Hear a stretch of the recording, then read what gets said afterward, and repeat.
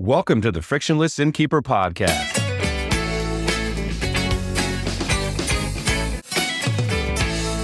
Coming right up, fresh tips and insights from lodging professionals aimed at helping you improve your business.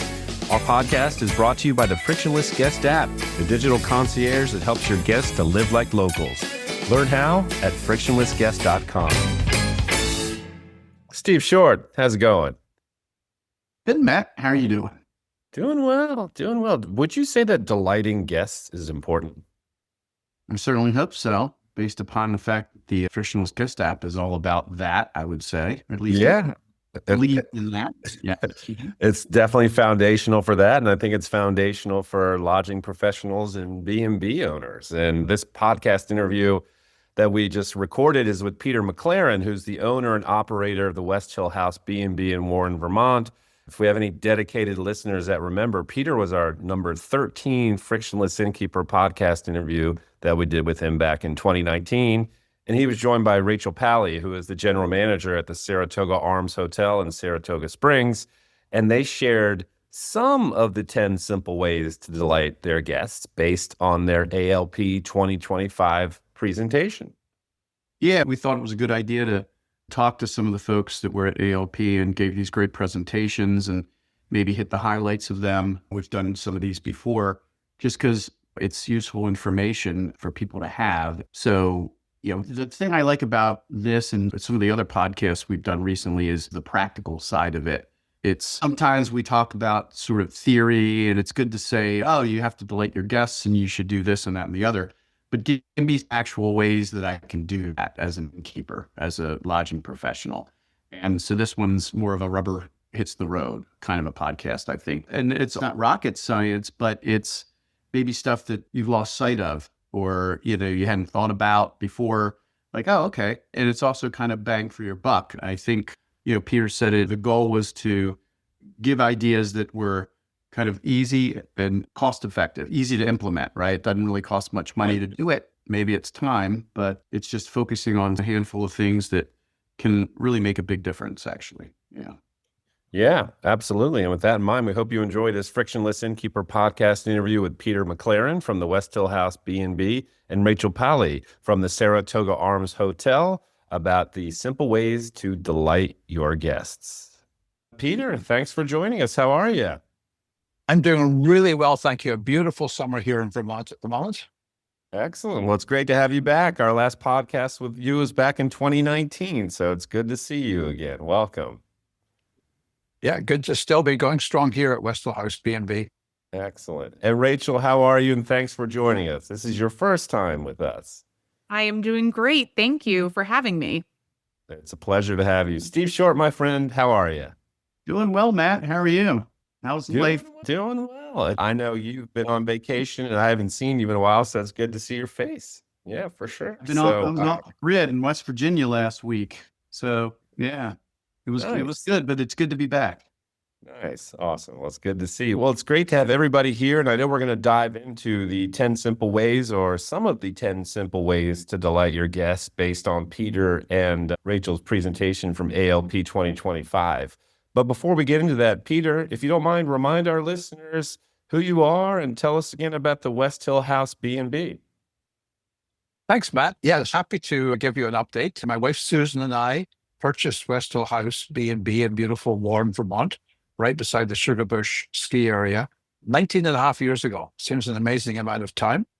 And we've obviously learned a lot along the way about some of the best ways to keep our guests really happy. So I was happy to collaborate with Rachel in sharing some of those insights at actually a couple of ALP conferences now. I'm also the chair of the ALP board, Association of Lodging Professionals. So that keeps me pretty much in touch with everything that's going on in the whole lodging industry. Excellent. Well, it's great to have you back. Rachel, if you don't mind, tell us about yourself and tell us about the Saratoga Arms Hotel. Yes. So I am the general manager of the Saratoga Arms Hotel. We're a small boutique luxury property in Saratoga Springs, New York. So upstate, about 3 hours north of New York City. We're a slightly larger property, 30 rooms here. And I have been the general manager here for 7 years, and we've grown a lot since then. We offer really high touch, personalized service. And we have some really wonderful and impressive both Google and TripAdvisor scores. We maintain 4.9 stars on both of those platforms with nearing on 1,000 reviews on each. So definitely doing something right, delighting the guests, I'd say, on the daily. And was thrilled to do this presentation with Peter when we were at the last two conferences and had some wonderful interactions with participants there. So excited to talk about it here with you today. Yeah, definitely. And didn't the Saratoga Arms Hotel win an award at ALP this year? We did. We won the Innovator Award, which was really wonderful. So for all sorts of new, fun, interesting things that we're continuing to do here, some of which we'll talk about today, hopefully. Yeah. So that was a real honor. Good deal. Excellent. So the top 10, and I don't think we're going to talk about all of them, but you all talked about the top 10 simple ways to delight guests at ALP. You want to walk us through some of the more important ones or the ones you want to discuss? Well, let me kick in, Matt. One of the key things about the whole presentation was it was simple things to do that are relatively inexpensive, but are often overlooked. And my top recommendation for really keeping guests happy is to do the very simple thing, which is answer the phone when it rings.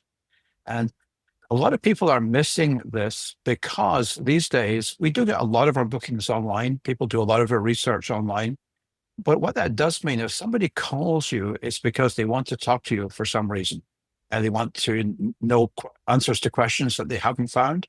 They want to know what you're like. They want to get some background probably on you personally or whatever it is.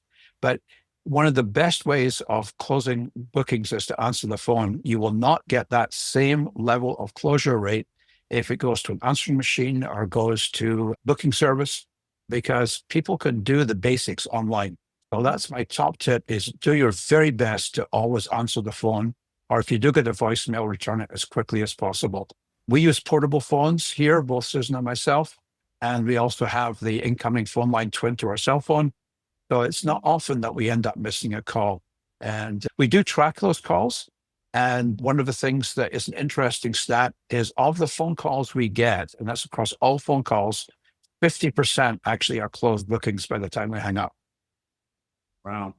Great. So now, just out of curiosity, Rachel, with a bigger property, you've got more challenges, I would imagine. Well, I mean, you've got more staff, I hope. So now maybe there's always somebody at the front desk, but they might be busy or whatever. So do you have technology that, kind of like what Peter's talking about, where you've got mobile or things get forwarded? And is there a way to cover, always looking for practical ways to actually accomplish this stuff that listeners can maybe look into?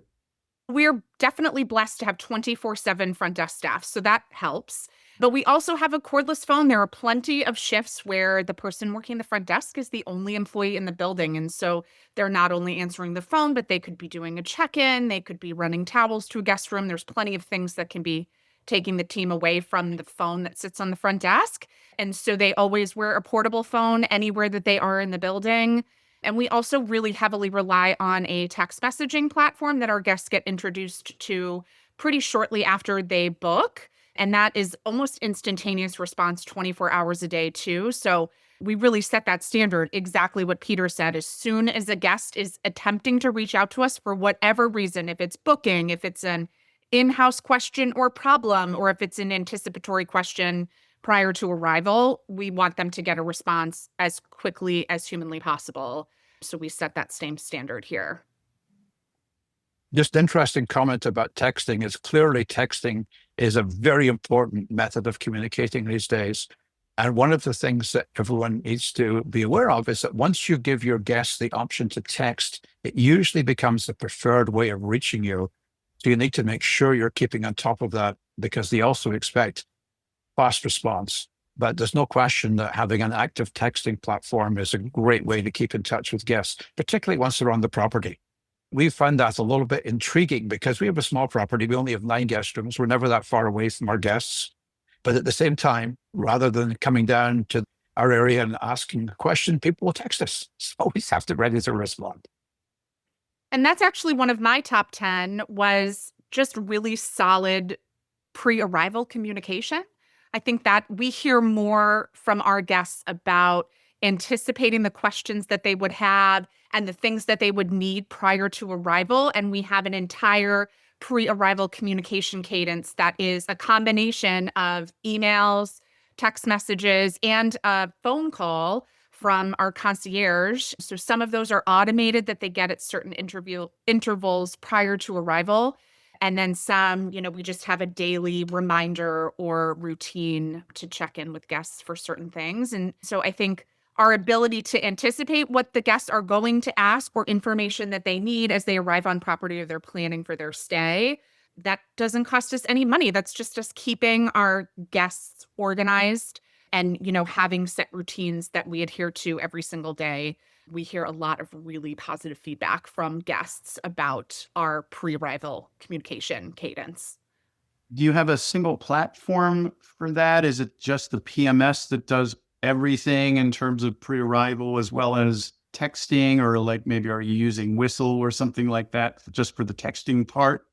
We use Think Reservations, which has an integrated text messaging platform, Think Messenger. And so all of our emails and texts are right through Think, all automated, which is fantastic. The only thing that we have that is outside of our property maintenance system is we have a pre-arrival survey that our guests can fill out in advance of arrival. They can tell us the room temperature they want, the robe size that they want, if they want extra towels, kind of those things that they would typically ask first thing at arrival. We try to get that information in advance. And that survey we have on a platform called Typeform. But there is a link to the Typeform survey within one of our automated text messages. So it's all integrated. We can see their reservation details while we're on the text thread. We can see that they've received all of the automated emails that they were supposed to write in their reservation. So it's nice to have it in one single platform. Excellent. We use Think as well for all the same purposes that Rachel does. We are not sophisticated enough to have all of the pre-arrival survey information, but we do use another platform called TouchStay. I'm not sure whether the Saratoga Arms do that as well. And TouchStay is basically a platform that we give guests a link to, and that contains a very comprehensive set of information about the B&B, about things to do, about recreation activities, dining, and so on. And that's an amazing, amazing platform to use to help keep guests informed both before they come and once they're here. We're familiar with TouchStay because we're frictionless and we're similar. Exactly. And, the two obviously are very complementary. And I don't want to in any way suggest that your platform is not as good, but we just embrace TouchStay because, as you probably know, one of the perks of the Select Registry membership is that they include a TouchStay subscription. So that's the one we went with. Yep, we're familiar with that. We have a few that use us from Select Registry, but that's understandable. So okay, just wanted to full disclosure. Absolutely.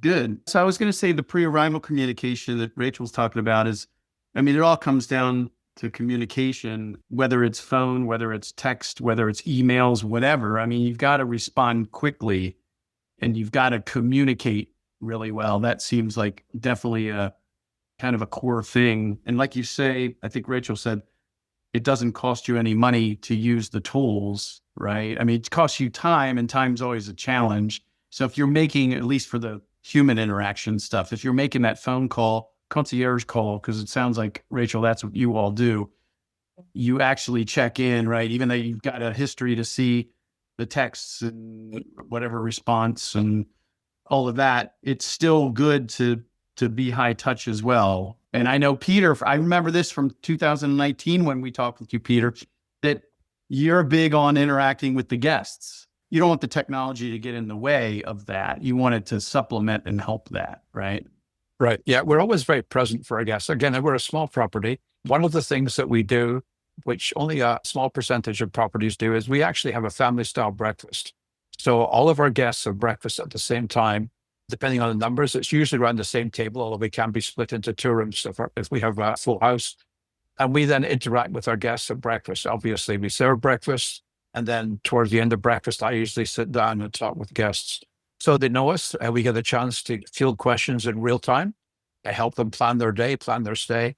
And we find that is very helpful because once you have that very clear line of personal communication with your guests. If there are challenges that come up, for example, they'll come and talk to you about them.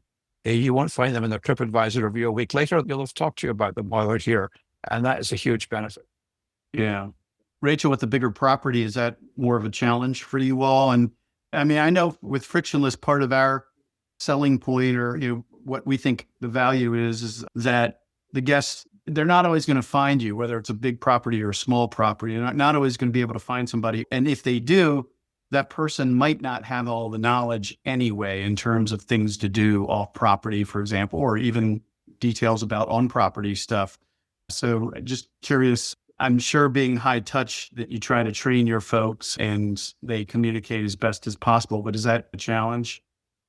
It is. And I mean, we have a pretty extensive training program here. So I really like as much as possible to not have our staff train on our guests. But I think one of the challenges that I've been encountering recently, I actually just did a 30-day check-in with a brand new front desk agent yesterday, and she is not from this area. So she drives about 25 minutes in to arrive for work every day. And so she doesn't feel that she's the subject matter expert. And, we have some tools for how to recommend maybe our top 5 restaurants or areas at the track that we would recommend to our guests for seating and dining, and really making sure that we're arming any staff that interacts with our guests with what our recommendations would be and how to best describe them, and making sure that they're going to the places that we know will just contribute to their overall experience here in our city. We obviously very much care about their experience here on property, but just as much that they're going to the right places while they're here to kind of round out their entire vacation, and that it's seamless as much as we can make it. Excellent. All right. Well, I think we've hit on 2 so far. What else y'all want to talk about?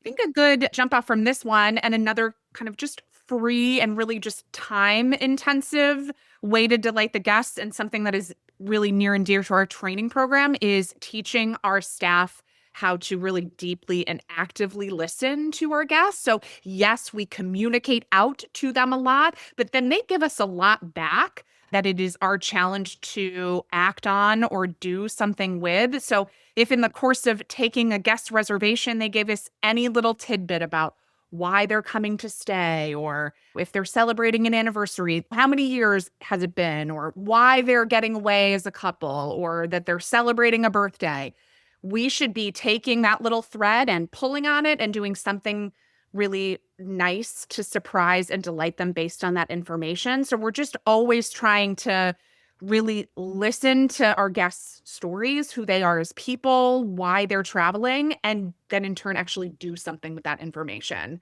Personally, I have traveled where I've put a little note in a reservation and say, celebrating my husband's promotion. And then it just dies on the vine. So we really, really try to make sure that every little piece of information that our guests are giving us, we are doing something with.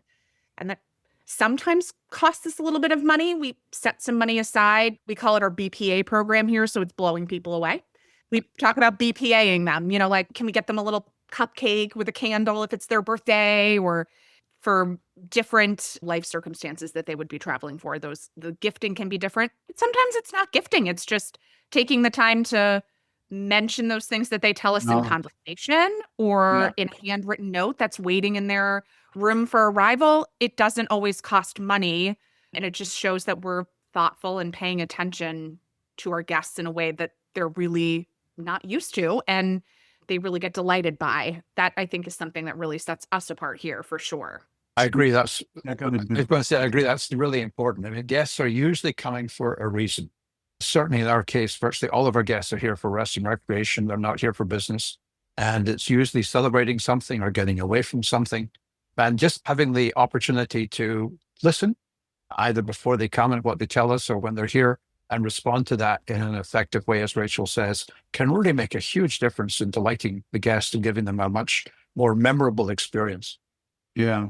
Well, maybe since you're in Vermont, Peter, maybe Matt's no longer living in Vermont. I can do a vacation up there to get away from him, since he's a dread and always causing trouble. No, I was going to say that it reminds me that detail-oriented approach and the delighting wowing of the guests. If you've ever watched The Bear, which is about restaurants, and there was a restaurant in there in New York, I think it's the one that closed, the woman owned. And it was just unbelievable how like they would have meetings before the evening. And if they knew like the reservation of a certain person, they'd go out of their way to do something special with the food at the table or whatever. It just kind of reminds me of that and how blown away people must be when you show that level of detail. It's got to be challenging though. Again, it goes back to training. And Peter, is it just you and Susan at your property or? Just the two of us. Just the Okay. two of us, yeah. Yeah. And she keeps her well trained. Well, I was going to say it's kind of about the culture of the business and making sure that people all have embraced that desire for the BPA thing. And interestingly, a part of that, even though it's just the two of us, making sure that we talk to each other is important. I.e., if one of us picks up a piece of information about a guest, is sharing that, because the next person that talks to the guest might be the other of us. So it's important to make sure we keep up to date with anything we learn from our guests. Well, that's what I was going to ask Rachel, again, kind of back to that staff thing. And hopefully there's somewhere in the PMS or wherever that you can put a note in there and say, hey, this is so that it gets communicated. Because if that's mentioned at 11 o'clock at night when someone checks in late and there's only one person at the desk, how are the people the next day, if that person's not there, how's everybody else going to know it, right? Yeah. Well, I have 54 people on my staff. So it's a totally different animal here for sure. We have an extensive handoff process. So each shift fills out an entire form, kind of communicating everything about the previous shift to the upcoming. So there's ideally continuity for guest requests, for issues, whatever could have come up that needs to move shift to shift. We also take extensive notes in the PMS, and that's not only about the individual stay that the guests are here for, but then information that theoretically carries with them stay to stay. We're blessed to have a ton of repeat guests. And so we not only want to take that information and do something with it while they're in house currently, but then remembering and saving that information so when they return, provided nothing crazy has changed in their life, those same preferences should remain and we can act on them again. And then as guests come and stay year after year after year, that list of preferences and what we know about them and details that we have gathered over the years just becomes really a wonderful, kind of extensive guest profile. We know names of all of their family members and what they do for work and things that they are interested in. That allows us to do BPAs that are much more detailed and personalized too, because we just get to build a little profile about them as people and can continue to draw from that over the years. Yeah, that's cool. That's neat. All right. What else you all have for us? Well, I'll tell you another seemingly very basic thing that a lot of properties still don't get right. And that is that everybody these days travels with all kinds of electronics, and those electronics need plugged in and charged up. And it's amazing. Susan and I still, in our travels, go to hotels and even some bed and breakfasts where you still have to search under the bed or unplug a lamp to plug in your phone charger. So one of the things that we certainly emphasize is all of our guest rooms have a multi-outlet power strip each side of the bed, because that's usually where people want to plug stuff in. And also probably at least one other over a desk or whatever we have in our room. And it is quite intriguing when we do housekeeping to just see how many things are plugged in. Because everybody has a phone, usually has a computer. You know, a lot of people have CPAPs these days, which have to be plugged in beside the bed. And that is one of the things that amazingly guests comment on. Of course, the last place we were at, we had to hunt around or ask for an adapter or whatever. And it just seems so basic these days that all of us know how much stuff we have to plug in, and yet we don't accommodate our guests. And I think that's very, very important to make sure you provide for your guests' electronics.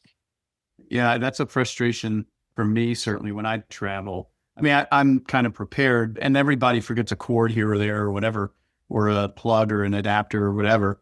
And the big brands, you know, the hotels, they typically have these built-in kinds of things. So a lot of times the adapters or the chargers for the cords are old and I can't use a USB-A if I've got USB-C on either end of my cord, that sort of thing. That certainly would help me being a technology guy. One of the comments that I made in the presentations is the one standard that has not changed in 100 years is 110 volt outlet. And that is the one that people are looking for, because all the various equipment that people have, they usually have a dongle with it that plugs into 110 volts. So you don't get hung up on A, B, C, D, whatever the next brand of USB power points are. I think that while there is certainly, it's nice, to have a USB outlet, focusing on having 110 volt multiples of them is very, very important. And in addition, as you say, Steve, it's amazing how many people do end up forgetting the necessary cords, both at home, but also here at the B&B. And when we contact people to say, hey, you may have left the charger, I'll just keep it because it's not worth posting back, which means we have a good selection to provide to guests who forget theirs. And that is very much appreciated as well. I love that, because I think that's one of the simple things that I put in our presentation as well, is just anticipating what guests forget or just need in their general travel day. And we try to think ahead and have all of those things available. One area that we have in the hotel is called the guest pantry, and we just stock it with snacks and drinks and things that is just out, restocked and available to guests 24/7. We have the same. We have just a bin of chargers and cords. We have a whole inventory of the things that guests commonly forget: toothbrush, razor, a packet of Advil, and just have those things. They don't need to leave property if they discover something that they need or want at 11 o'clock at night and we only have one person working. We have all of those things at the ready to give them, trying to think ahead of the things that guests need and want and when they're going to need and want them. Mm-hmm. So if Matt stays with you and he forgets his guitar, you've got a guitar for him to play. I could get that guitar in about 30 minutes if you needed me to. I did have one on site, but we could make that happen. That's amazing. I love it. Good deal. Peter said he didn't want to play the hand of all 10. So we're got an abbreviated list and hitting the highlights. And then I don't know if you were going to present next year to ALP, but a different presentation. People will have to come to ALP next year and see that presentation. Anything else that you think is important for listeners that's, again, simple and inexpensive? Well, certainly one of the other things, it's not necessarily in the totally inexpensive area, but it's certainly in the convenience area, is that I think most properties have gone this way now, but not all, is we've gone to keypad locks. So one of my messages is the key to success is not to have keys. It's a big hassle for guests, and it's sometimes even a bigger hassle for innkeepers when you have to manage keys. They get lost, they get left when guests put them in their pocket and take them home with them, etc. So right from the very beginning, we have keypad locks on the guest rooms. We also have a keypad lock on the outside door. Being a small property, actually, our outside door is normally open during the day, but if they want to come back late at night, they know how to get in as well. It's amazing a number of people that have commented on how they very much appreciate that. Each door is coded uniquely to that guest for that stay and then changed for the next guest. You can do that manually or automatically. We're a small property, so it's okay for us to easily do it manually. But most PMS systems, including Think, if you've got compatible locks for you automatically. And it definitely, I think, increases the guest delight, but they don't have to worry about having to carry keys or get in late at night. Yeah. I live in an old historic home. And if I had a B&B, that would be my one concern is, these locks that are, at least the old ones anyway, seem like they're big and clunky and ugly.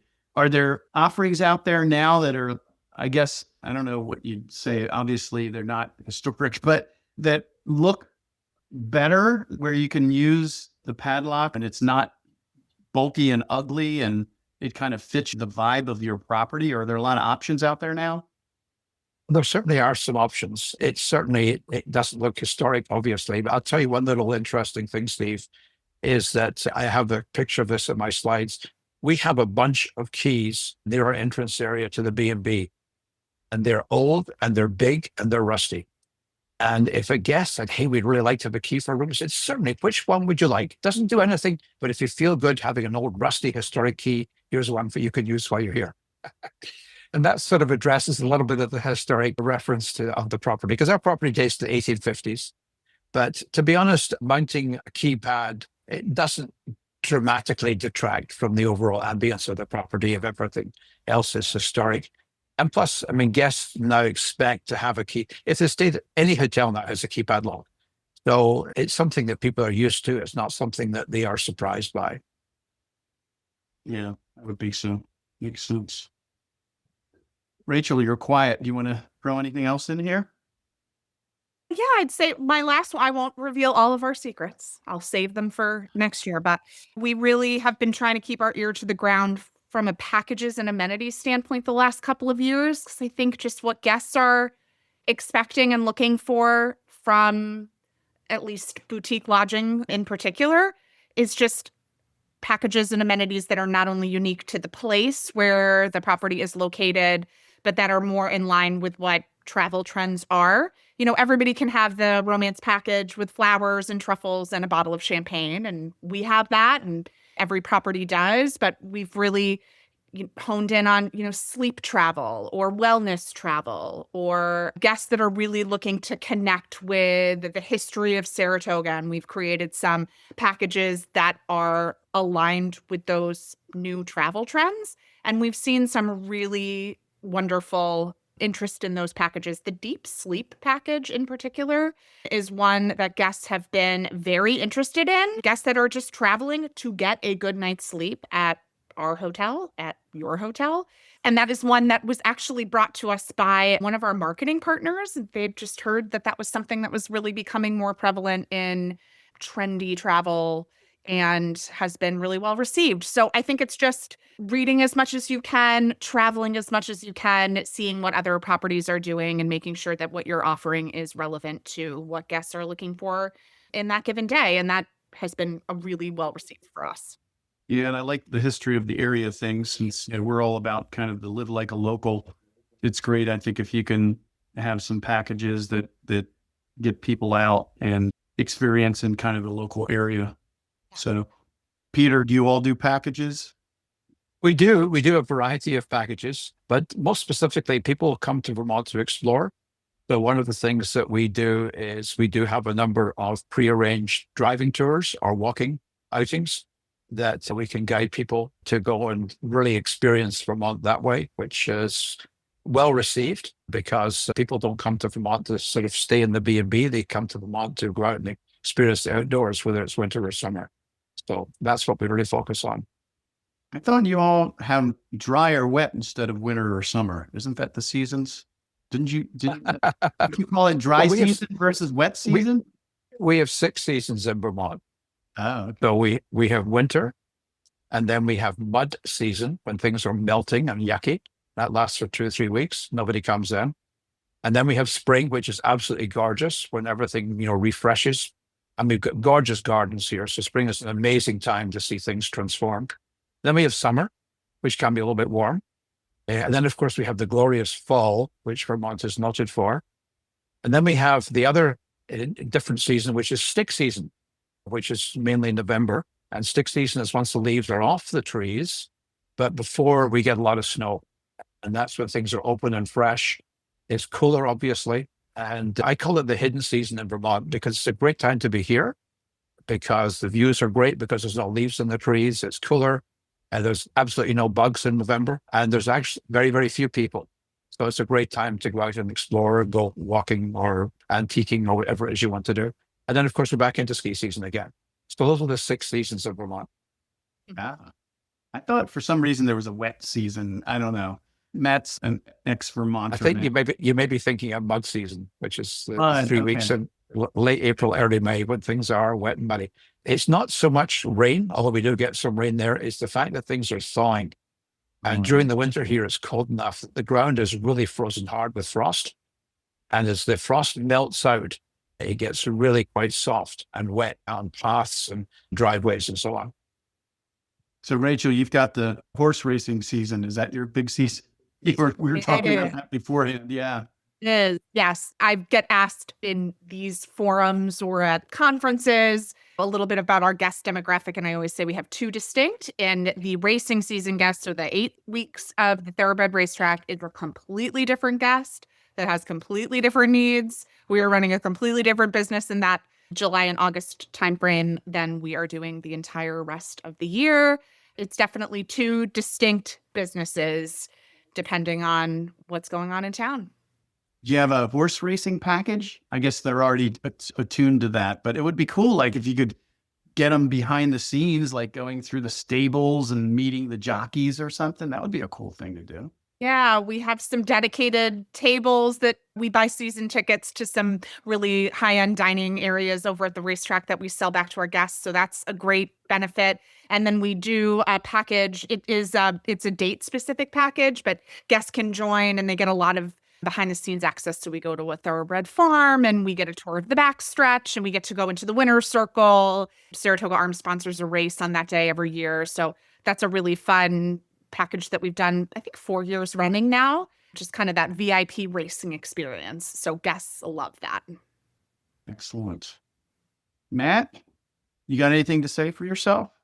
Yeah, I think we're good. Should I even ask any final questions? Because I know, Steve, you were kind of asking them any final tips.